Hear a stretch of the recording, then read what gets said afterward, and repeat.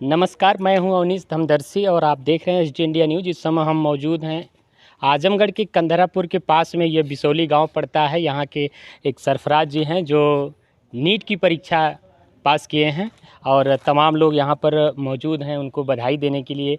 और हम इनसे जानना चाहेंगे कि किस तरह से आपने तैयारियाँ किया और इस एक छोटे से गाँव ये आजमगढ़ के छोटे से गांव से होकर के आप इतनी बड़ी एग्ज़ाम को आपने पास किया है। इन सारे मुद्दों पे हम बात करेंगे इनसे कि किस तरह से एक युवा को तैयारियां करनी चाहिए।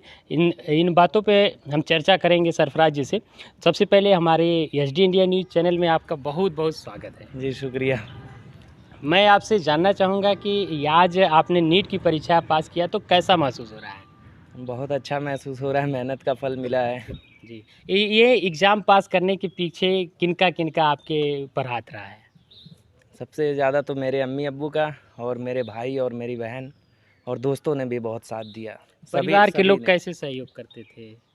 आर्थिक रूप से और मेंटली भी कभी प्रेशर नहीं होने दिया, क्योंकि मैं कई बार फेल हुआ था।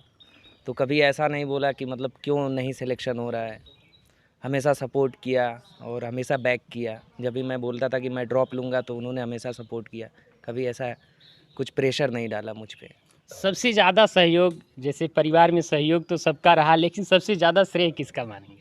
सबसे ज़्यादा श्रेय मुझे लगता है मेरी अम्मी का सबसे ज़्यादा। अम्मी मुझे लगता था कि एक तरह से इमोशनल कनेक्ट करती थी। मैं जब भी डिप्रेस होता था या फिर परेशान होता था, वो अपने आप समझ जाती थी। बोलने की ज़रूरत नहीं पड़ती थी। तैयारी के समय क्या-क्या समस्याएँ आती थी? बहुत सी समस्याएं आती थी, जैसे सिलेबस बहुत वाइड होता है, बहुत ज़्यादा होता है।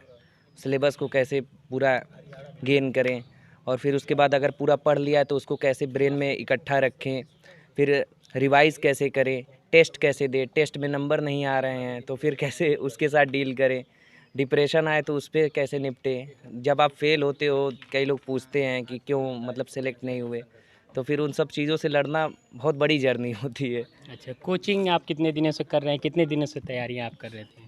मैं ये 3 साल से तैयारी कर रहा हूँ। कहाँ पे रह कर के करते थे आप? मैं पहले साल कानपुर गया था, फिर उसके बाद कोरोना आ गया तो फिर 1 साल घर पे ही प्रिपरेशन किया। फिर इस ईयर की जब प्रिपरेशन किया था, स्टार्टिंग में पूरा सिलेबस घर पे ही पढ़ के गया था ऑनलाइन। फिर उसके बाद ऑनलाइन पढ़ने के बाद मैं कानपुर चला गया टेस्ट सीरीज़ के लिए, क्योंकि मुझे टेस्ट सीरीज़ ऑफलाइन देनी थी। ऑफलाइन टेस्ट सीरीज़ थी नहीं, तो मैं कानपुर चला गया था 3-4 महीने के लिए। तो इस तरह की बड़ा एग्ज़ाम आपने पास किया है और ये एक युवाओं के लिए काफ़ी और आजमगढ़ के लोगों के लिए काफ़ी ये बधाई के पात्र हैं आप, क्योंकि आजमगढ़ ज़िले में इस तरह की एग्ज़ाम पास करके एक मामूली से गांव, ये बहुत पिछड़ा हुआ क्षेत्र माना जाता है आजमगढ़, लेकिन आप यहाँ के होने का क्या आपको लगता है कि और जो युवा हैं उनको किस तरह से तैयारियाँ करनी चाहिए? नहीं, मुझे ऐसा लगता था जैसे गांव में मुझे सब लोग बहुत पढ़ा लिखा मानते थे। तो अगर मैं गिव अप करता तो फिर गांव से कोई जाता नहीं, हिम्मत नहीं करता। तो मैं इसीलिए सोचा था कि मैं गिव अप नहीं करूंगा और एक बार ठान लिया तो करके ही दिखाऊंगा। चलिए, बहुत बहुत धन्यवाद। और आपने समय दिया हमारे चैनल पे और हम एचडी इंडिया न्यूज़ परिवार की तरफ से आपको भी ढेर सारी बधाइयाँ देते हैं और आपने हमारे चैनल पर समय दिया। और हम ये चाहेंगे कि जैसे आप आजमगढ़ के एक छोटे से गांव से होकर के आपने सेवा किया है, ये एग्ज़ाम पास किया है, उसी तरह से आप गरीब जनता की सेवा भी उसी तरह से करिएगा। डॉक्टर बनने के बाद आप किस तरह से सेवा करेंगे लोगों का? जी ज़रूर, सेवा तो करेंगे, क्योंकि हमने भी बहुत देखा है, बहुत प्रॉब्लम्स हुई हैं, फिर उन सबको फेस करके ही बने हैं। अब बने हैं तो कुछ करेंगे ही ज़रूर। अच्छा, डॉक्टर बनने का ये ख्वाब कैसे आपके मन में आया? अ, डॉक्टर बनने का ख्वाब मुझे क्लास 11th के बाद आया था, अच्छा। जब मैं बायो लिया था, क्योंकि बायो की फील्ड में मुझे सबसे अच्छी फील्ड यही लगी थी। हाई स्कूल इंटर की पढ़ाइयाँ आपने कैसे की, कहाँ से हाई की? स्कूल इंटर मैं आजमगढ़ से किया था, श्री माधव इंटर कॉलेज से, यूपी बोर्ड से। हाई स्कूल इंटर में मैं बहुत तेज़ नहीं था। मेरी पूरी नीट की प्रिपरेशन इंटर के बाद स्टार्ट हुई है। एक बड़ी बात ये भी है कि आप यूपी बोर्ड से पढ़े हैं और ये नीट की परीक्षा एग्ज़ाम पास किए हाँ हैं, तो ये भी बहुत बड़ी हाँ, बात है। यूपी बोर्ड से अगर आप पढ़े हैं तो साफ बात है 1 साल में क्लियर करना मुश्किल होगा, मुश्किल क्योंकि होगा। हिंदी से इंग्लिश कन्वर्ट होने में 1 साल बिल्कुल, लग बिल्कुल। जाते हैं। जी। फिर उसके बाद और भी बहुत सारे प्रॉब्लम होते हैं, क्योंकि क्वेश्चन जिस तरह से फ्रेम करता है एग्जामिनर, वो थोड़ा सा लैंग्वेज डिफ़िकल्ट होती है, नॉर्मल इंग्लिश नहीं होती, थोड़ा सा टिपिकल इंग्लिश होती है। जी। तो एक एक 2 साल में हो जाता है, ऐसा नहीं है कि नहीं होता है, फाइनली होता है। मेहनत अगर आप करोगे तो ज़रूर होगा। बिल्कुल। बहुत बहुत धन्यवाद, आपने समय दिया। आप देखते रहिए एचडी इंडिया न्यूज़ अवनीश धमदरसी के साथ। सर, परिचय देते हुए आज सरफराज जी के घर में मौजूद हैं, क्या कहना चाहेंगे? मेरा नाम लालजीत क्रांतिकारी है और हम लोगों को बहुत खुशी हो रही है। हमारे मित्र भी हैं सरफराज भाई, और बहुत मेहनत किए, बहुत मान लीजिए एक तरह से बहुत संघर्ष किए।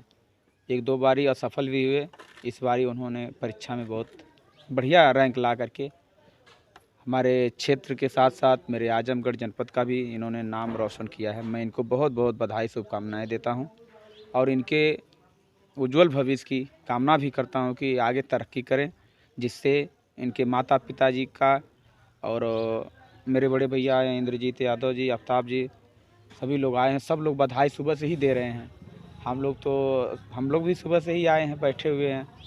तो सब लोगों को बहुत नहीं है कि ये एक ग्रामीण हाँ, ये मुझे के युवा हाँ और हाँ इस हाँ, तरह की ये बड़ी- देख करके बहुत खुशी हो रही है कि एक छोटे से परिवार से निकल करके और इतनी मेहनत और संघर्ष, एक लोग कहते भी हैं कि मतलब जो संघर्ष करता है उसको सफलता मिलती है, चाहे लेट मिले चाहे जल्द मिले, लेकिन संघर्ष करने वाले लोगों को थोड़ा सा लेट होती है लेकिन अच्छी सफलता मिलती है।